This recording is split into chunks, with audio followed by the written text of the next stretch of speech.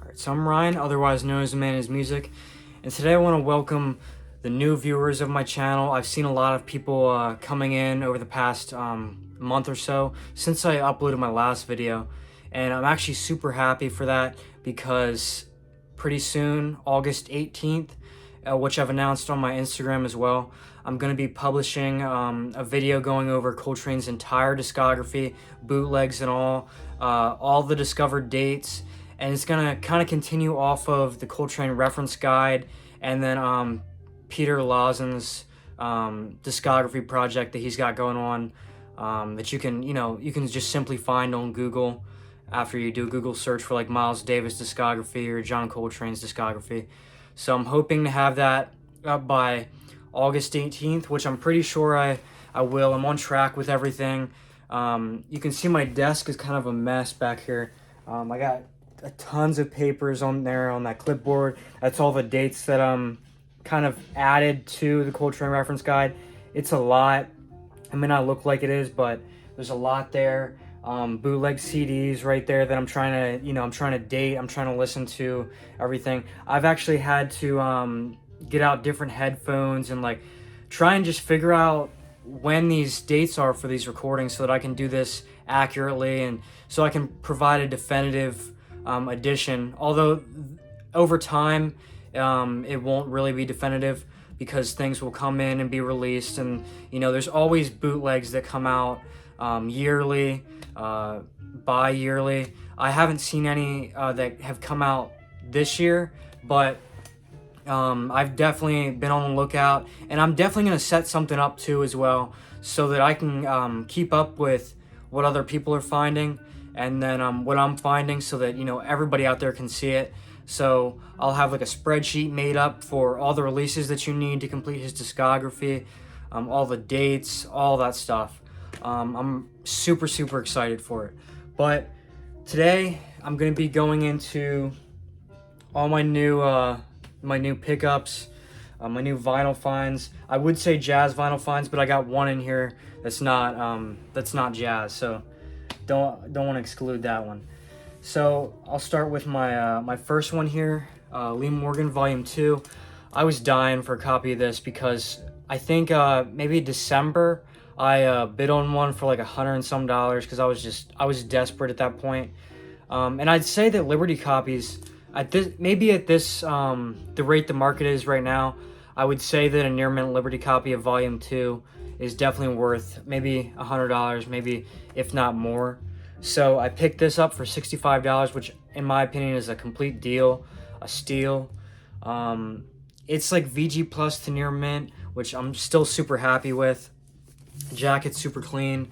I got this off of a Discog seller, an actual record store, and it looks like it sat there for about a week or two before I pulled the trigger. So I'm kind of surprised for that fact, but just glad I got it either way because I'm trying to get all the Lee Morgan releases that I can get because I'm in love with his discography. But it seems that the originals are more they're kind of far off in terms of what I can pay, and those Liberties and Black Bee pressings, I think that I can afford those to some extent. There's some out there that are going for $150 to $200, but whenever one's up for $65, around that price, I'll usually go for it. So my next one is Mal Waldron, Left Alone, and this is a tribute album that he did to Billie Holiday after she had passed away on Bethlehem. But if you watch my previous videos, you'll be like, I have a 75 or the 70s Japanese press. Why did I need this pressing? Well, this pressing is actually a United States pressing, so it's pressed here, but it was pressed in Nashville. I'll pull the record out so you can kind of get a good look at the label. This was I'd say like maybe 69, 70. Looks like early 70s to me, especially with the way the vinyl feels. Doesn't have too much of a flex. So in my opinion, I would probably say like 69, 68 personally. But the Discogs page says like 70s, early 70s. But just super happy to have a United States pressing of this. Super hard to come by, but I think they go for, you know, a reasonable amount. It's just you can't really get a good idea of what the market price is when there's not too many up for sale all the time. So I actually got this from a seller in Japan, and I think I paid like $4.99 plus $25 shipping. So when you think of a U.S. pressing, you think of, you know, the early ones like on Bethlehem with the red label, and those go for sometimes above $1,000. So I'm just really glad to have a United States pressing in my collection. I'll probably get rid of my my 75 Japan pressing. So my next one is Blossom Dearie's self-titled record on Verve, and I'm in love with this record. I've had it on my want list for a long time. You can kind of see that, you know, just how beautiful that cover is. The record is beautiful as well. I actually took a chance on this on Discogs. The seller was selling it for $140 VG, and he sent me over some audio clips, pictures of the label and everything, and I went ahead and bought it. But I was a little bit I was kind of nervous on what I would get, because, you know, you can't always hear everything in a video, unless, you know, maybe they sent you a MP3 track that they took off of their record player. Then, you know, it would be I'd, you know, be pretty happy with that.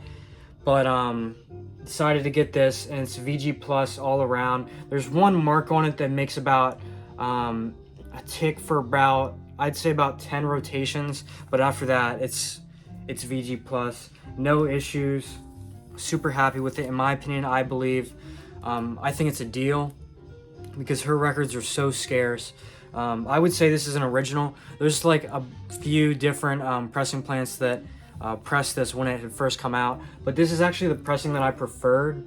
You can kind of see the text there. I don't know what pressing plant you would call this, but this is one that that I, you know, I desired it as compared to some of the other pressings that Verve had done at that time.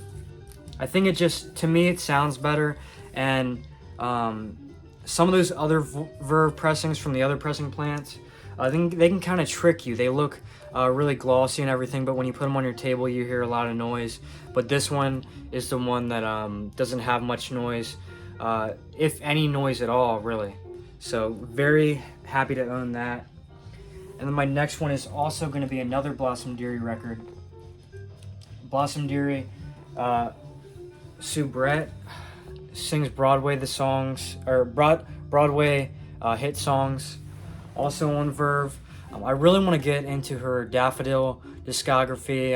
A lot of her stuff on Fontana I also want, but I wanted to kind of get, you know, the rest of the Verve titles that she had, and this is one that I had on there maybe about the past like year or so, I'd say, maybe like late 2022, and I was just really dying for it because a lot of the standards on here, like always true to my fashion, always true to you in my fashion, just one that I really love. Rhode Island is famous for you, to keep my love alive. A lot of the songs that I kind of first heard on Ella Fitzgerald, Rodgers and Hart songbook, and I was super happy to, you know, hear them for the first time on this record, albeit not on vinyl. So either way, I'm just really happy to own this and not have to worry about getting much of her Verve discography, because the other titles that I have are Japan pressings, and I'm just like not willing to spend the prices on those. Like My Gentleman Friend, an original of that will probably run you like $300, $400, and, you know, rightfully so. You got a great lineup on there. Kenny Burrell. A lot of the times you'll see Ray Brown on these records, and I would say that they're underrated, but you also got to think not many people can get their hands on them just for the fact of how scarce they are, which I still don't understand that, because if I were, you know, alive back then, I don't see how anybody could pass these records up, or, you know, how they wouldn't sell, how, you know, they wouldn't be taken off the shelves. So anyway, my next record is Oliver Nelson Main Stem with Joe Newman. Not one that I really knew about. I didn't have it on my want list when I bought it. This was kind of just, blind buy. I think I got it for like $10 along with another title in here, so I paid combined shipping, which I thought was, might as well just grab it while I'm going to get the other record. But this record is on Status, which is the subsidiary to Prestige. The cheaper subsidiary, more like the budget. And you can definitely tell because the pressing quality. They started using recycled vinyl for these Status pressings, but somehow this one doesn't have much noise. Not sure how, because I can still see the sparks. Like there's like a speckle on the run out that you can clearly see, but not much noise on this record. It's got the Van Gelder stamp, no deep groove, as most of this, all the Status records had no deep groove. So I guess I'd say I'm happy with it. But for the price that I paid, I probably could have paid, $20 more and got a VG original, which I probably would have done. So maybe I'll end up parting with this later down the road, because this is a really good session. Hank Jones, Joe Newman, of course Oliver Nelson, George Duvivier, I don't know how you pronounce his name, Charlie Persip, and Ray Barretto. But then some songs you got on here, Tangerine, J&B, which is also recorded by what's his name, tenor saxophonist. I got one of his records, I don't know, Billy Mitchell. He also recorded J&B. But it was really neat to hear some of these songs, especially Tangerine, because the legendary Johnny Mercer wrote that tune, and all the Johnny Mercer tunes that he wrote, I'm in love with. Every time I see a record out there with a Johnny Mercer song on it, I always pick it up, because I always want to hear, how an artist kind of maybe changed it up, or, just their take on Johnny Mercer's songwriting. So my next one is Blues in the Closet by the Bud Powell Trio. This isn't an original. I don't see a Verve T label release page on Discogs. I'll probably end up making one, but I got it in there as the original, but it's definitely not, because the Verve T label, rather than the trumpet player on the corner. But this is a really clean pressing. I also paid $10 for this, and got this in the same purchase with Oliver Nelson's title right there. So really happy with this, because it's also a deep groove. So early copy, maybe like 59, 60, somewhere around there, and a great session too with that. A trio record. I don't have many trio records. I have another Bud Powell trio record, but this is probably my favorite of his trio records that he did on Verve, at least. So the next one is gonna be Booker T, Go Tell It on the Mountain, which is a title that I've been looking for a while, but I wanted it in perfect condition because, well, for one, this record came out in like, I think it was like 79, maybe. Let me just double check the date on that. Okay, never mind, it wasn't 79, it was 88. I don't know why I thought that, but it came out on Storyville overseas. I think it was in like, somewhere in Europe it came out, pressed and everything. It was also recorded over there too as well. So you have some players that came from that region. I'm not sure where, but Booker T was one of the jazz musicians that unfortunately couldn't find much success in America, that he had to go overseas, like a lot of the jazz musicians did back in the day, 60s, maybe even the 50s, that time period. So this is a really great record. It's got some religious songs on it, but it's all free jazz, and it's it just sounds so amazing, because Booker T's kind of got this I would say Rollins and Coleman sound combined. It's, in my opinion, it's the perfect sound to have for this free jazz thing that he had going on. I think he's also got some Archie Shepp in there too.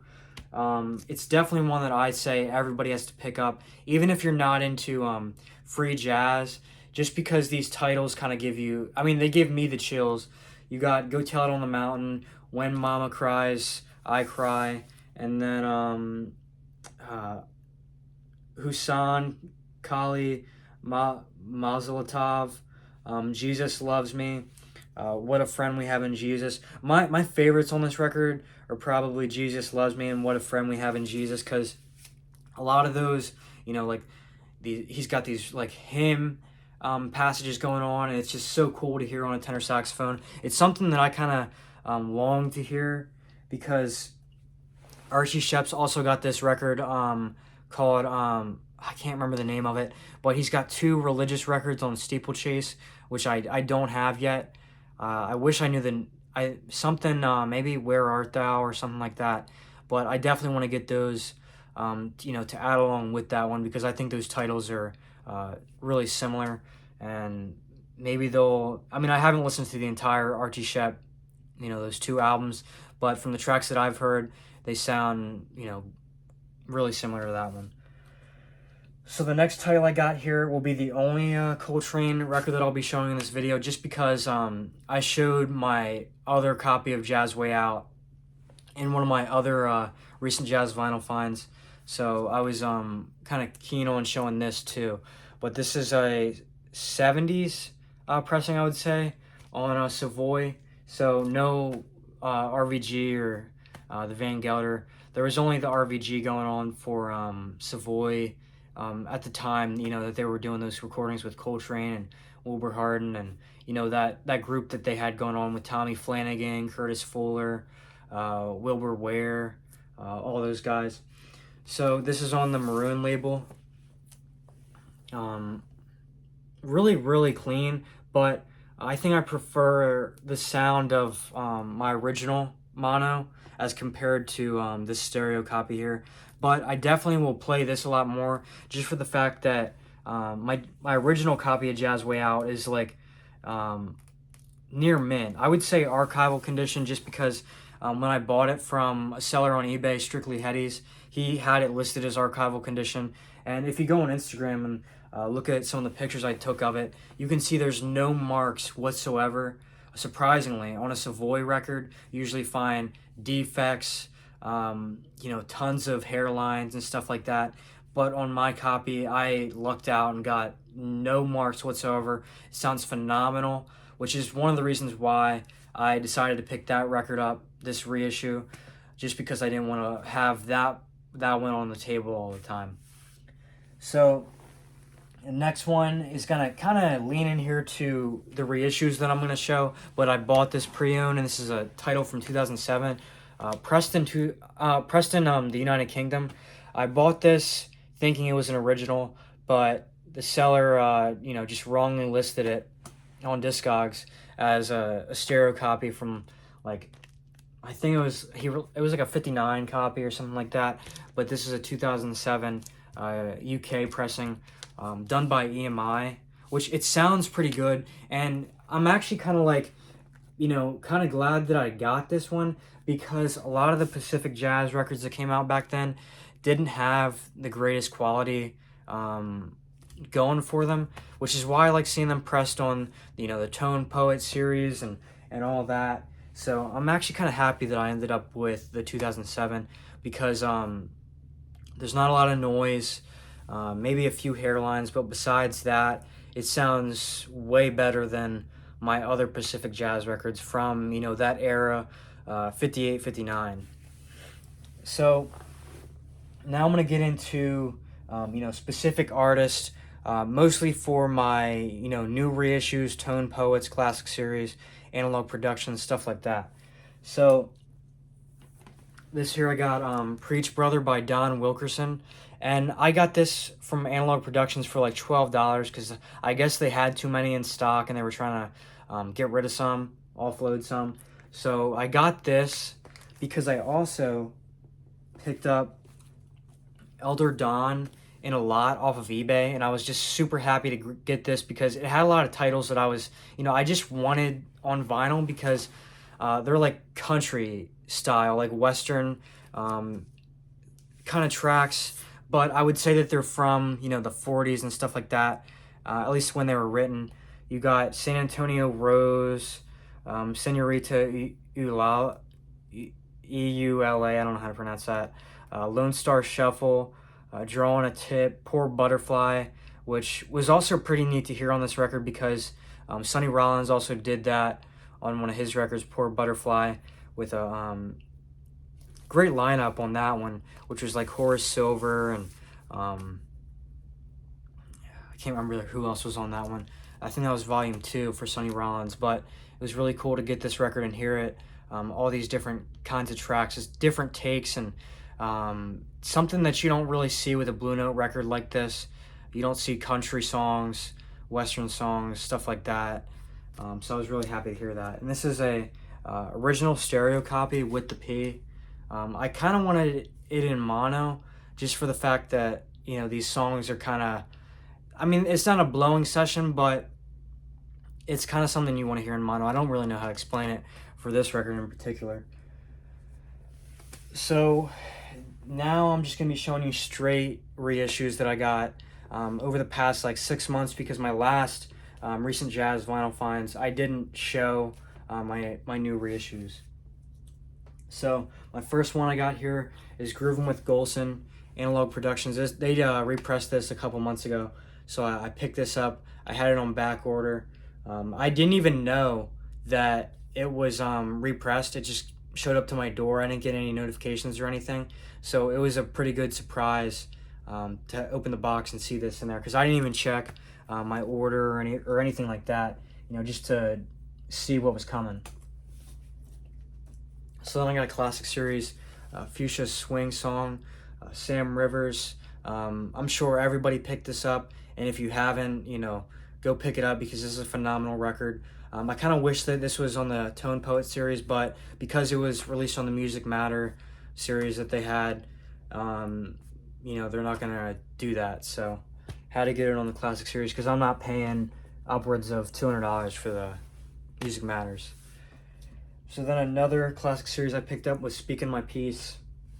$1,000 for the original, so this was a no-brainer to pick this up. Stereo on the classic series, really clean. I picked up Point of Departure from Analog Productions, and it came and it was like warped, which I was kind of disappointed about, but I sent that one back, and then I kept the rest of these that I'll be showing you. So then I also picked up Mobley's Second Message, which I don't have an original for. I really want to get, you know, the rest of the Prestige Mobley originals, but this was also a no-brainer, because, you know, the original is maybe like $700 to $1,000, so definitely had to get this. Weird lineup too, considering that this is done a little after Mobley's, you know, the original Message on Prestige. You got Kenny Dorham, Walter Bishop, Doug Watkins, Art Taylor. The only ones that, you know, were on the previous session was Doug Watkins and Art Taylor. But, you know, I had to get the original Mobley's Message to go along with my original, because my original is super clean. I don't like playing it all the time. And I also wanted something to have to go along with this, because I just love this record so much. And I also wanted to frame my cover eventually, so I'll end up doing that pretty soon. But here's my original. I'll hold it up so you can kind of see the difference in like the colors that they got and everything. Pretty similar. I don't see any differences besides the reissue has lettering on the spine, but the original never had any lettering. These Prestige era records that came out were just, you know, blank spine, nothing going for them, which I think I prefer, and I'm not sure why Analog Productions did that with this copy, or maybe they've done it with all and I just haven't noticed, but it's there. It doesn't bother me too much, but I just thought that they were going to stick true to the originals. So then the next reissue that I picked up was Nigeria, Grant Green. I got this off the restock on Blue Note, on the Blue Note store, because for some reason Analog Productions isn't getting the restocks. I've seen they got some restocks on a few titles, but none of the, you know, the heavily desired Tone Poets, like you know, the Chet Baker stuff and the Grant Green stuff that was going for like over $100 when they went out of print. like this one too as well, like Born to Be Blue. But this one I actually picked up from Analog Productions. I think it was like early this year because they did a restock. I don't think it's available still, which is stupid in my opinion, because these titles obviously sell out.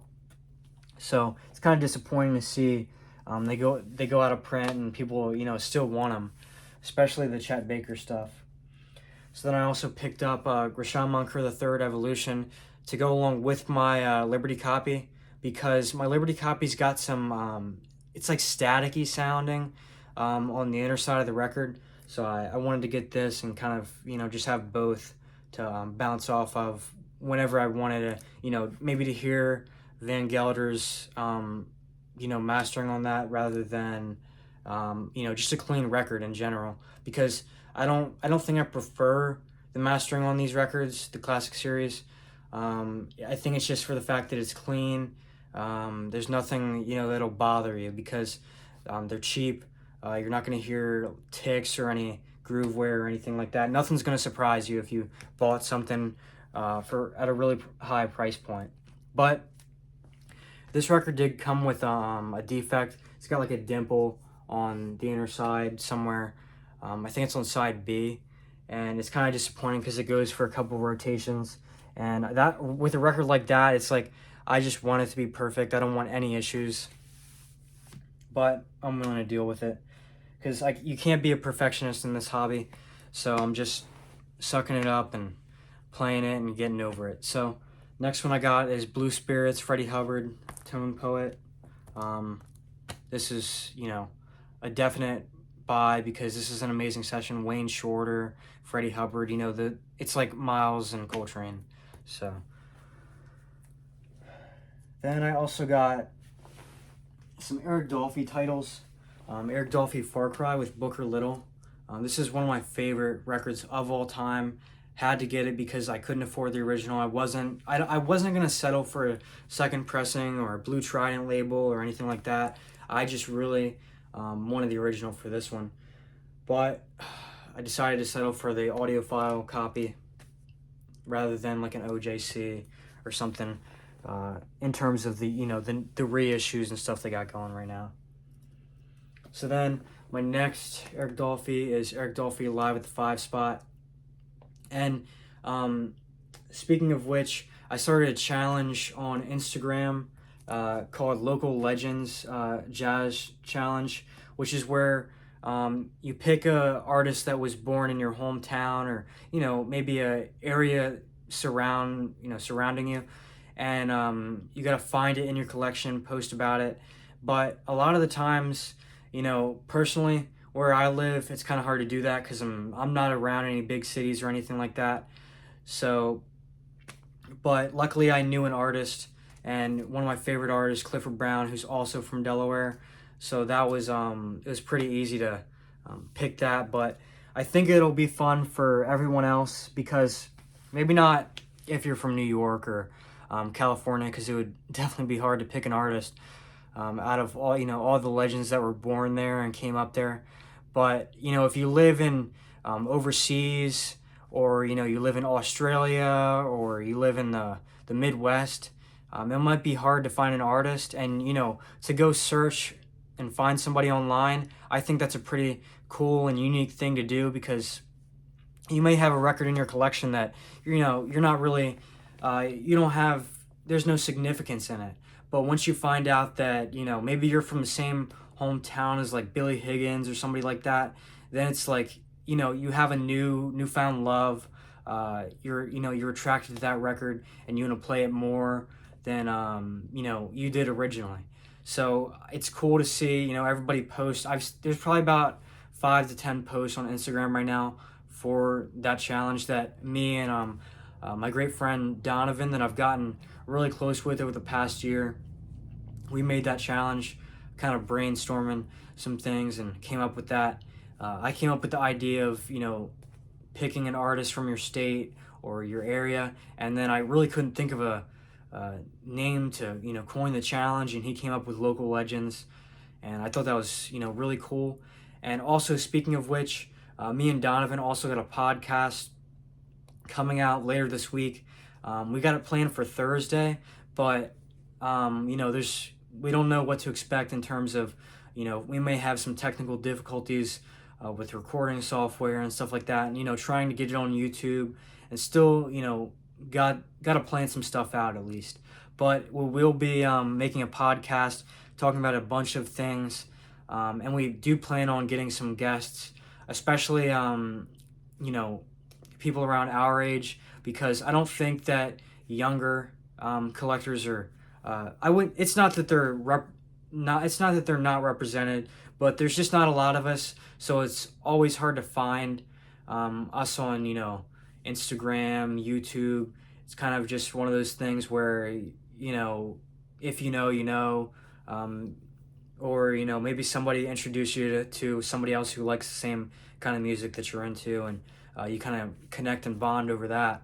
But there's not too much going for the younger folk in the jazz community, because we probably don't have as much knowledge as some other people do here. But we're just gonna create a podcast, talk about some of the things that we like, Coltrane, a bunch of different topics, dive into that, just music in general. So anyway, before I went off on that tangent, the next record that I was going to go to was One Flight Up by Dexter Gordon. This is also a tone poet that I picked up off the Blue Note Classic Series. And then, not the Classic Series, off the Blue Note store. And then I also got Bobby Hutcherson, The Kicker, which I also got from the Blue Note store off the restock. And then Lee Konitz with Jerry Mulligan on a Pacific Jazz. This was like $14 on Analog Productions, so this was, I didn't have to think long about getting this. And then the next one, which I got from Analog Productions, because they pressed this title last year, and it went out of stock pretty quick. Helen Merrill's self-titled on MRC Records. This is a really great sounding copy. The original can run you, $1,000, if not more, if you're talking about a VG Plus or near mint original. So I think this might still be in stock on their website, and if it is, I definitely recommend everybody to go buy it, because you got Clifford Brown on here, just one of the best trumpet players of all time, as I was talking about him a little earlier in the video. But his solos on these tracks, they're amazing. Just the accompaniment with Helen Merrill and Clifford Brown, it's like that Sarah Vaughan album that Clifford also appeared on. It's just that good, and you can definitely understand why this record is like $1,000, just for the lineup there. But it's definitely confusing, because the MRC records back then didn't have too great a quality, so it's like, why is the record going for that much when a lot of the times you'll find it with a haze, or groove wear, all that type of stuff. So then I guess I could have mentioned this earlier with my other Blossom Dearie record, but this is Blossom Dearie's self-titled, but it's the reissue as compared to my original, which I don't really find myself putting this on too much, just because I just don't get the physicality of it. I also am not a fan of the Third Man records and stuff like that, what they got, the Verve by Request series, what they got going on with that. Although it is the original master tapes, I'm just not too impressed with the quality. I've gotten a lot of records warped from that series, and I've had to return a few, especially the Alice Coltrane title that came out earlier this year. So then my last one, which is probably the best one to end with, is Chet Baker Sings on Pacific Jazz. This is the tone poet that was repressed. I bought this off the Blue Note store as soon as they announced the repressing that was coming. I think it was like maybe a week ago or something like that they actually shipped. But super happy to have this, because when I took a trip to Texas and I went to this antique store, I seen a 10-inch of the original Chet Baker Sings, which featured like half these tracks before it was released as the 12-inch with extra tracks. but I found that in there, and the seller didn't want to sell it to me. So just really happy to get, you know, an audiophile version of it, and just have it in my collection because I don't have too many Chet Baker records. The originals are out of reach in my opinion, at least for me. So I'm definitely, you know, okay with going for the audiophile reissues for Chet Baker. So besides all that, I just want to thank everybody for watching my videos, all the new viewers, all my older viewers. If you've been sticking with me and watching my stuff, I definitely appreciate that, and I thank you for that. And I definitely if anybody out there is, you know, into Coltrane, or you know, just what he was doing, you know, the time period, what was being released. It's not even just Coltrane that I'm going to be kind of going over with the Coltrane discography. There's a lot of players that you just would have never expected to play with Coltrane. Shirley Scott, Larry Young, both organists, Buddy Montgomery, Archie Shepp. The list goes on and on. But my overall project is just to get this Coltrane discography released, and, you know, just have it out there so everybody can have access to his music, despite despite the fact that there's gonna be a lot of bootlegs and you know, hard to obtain recordings. I just want to have a guide out there that people can follow if they, you know, if you want to complete his discography and hear that stuff. So anyway, I thank everybody for watching, and I'll have my John Coltrane discography video up August 18th, which will be the Friday in August. So thank you.